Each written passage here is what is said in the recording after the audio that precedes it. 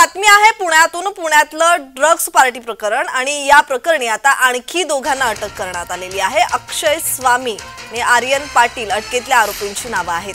आतापर्यंत पोलिसांनी 15 जणांना अटक केलेली आहे आणि कसून चौकशी केली जाते। एकेकाळी पुणे हे विद्येचं माहेरघर म्हणून ओळखलं जायचं आणि आता पुण्याची ओळख आता बदलत चाललेली आहे, कारण पुण्यात आता ड्रग्सचा विळखा वाढू लागलाय।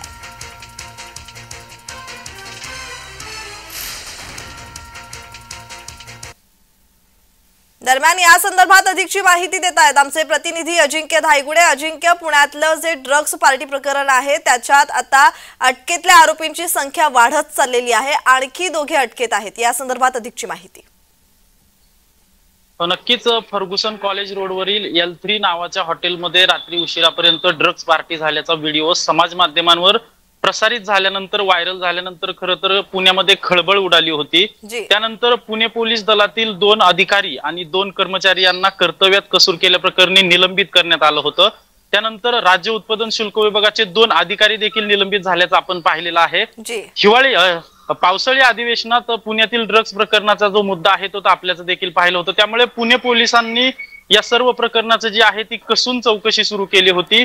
या प्रकरणात आतापर्यंत 15 लोकांना अटक करण्यात आलेली आहे। यामध्ये बार मालक, पार्टी मॅनेजमेंट करणारा, पार्टीचे आयोजन करणारे किंवा या पार्टीत ज्या मुलांनी ड्रग्स सेवन केलं त्यामध्ये नितीन ठोंबरे आणि करण मिश्रा नावाच्या 2 मुलांना या पुणे पोलिसांनी अटक केली। त्यांनी पुणे पोलिसांना कबुली देखील दिली की हो, आम्ही या पार्टीमध्ये ड्रग्सचं सेवन केलं होतं, अंमली पदार्थांचं सेवन केलं होतं। त्यानंतर पुणे पोलिसांपुढे पुढचं एक आव्हान उभं राहिलं होतं की खरं तर यांनी अंमली पदार्थांचं सेवन केलंय, परंतु हे अंमली पदार्थ आले कुठून?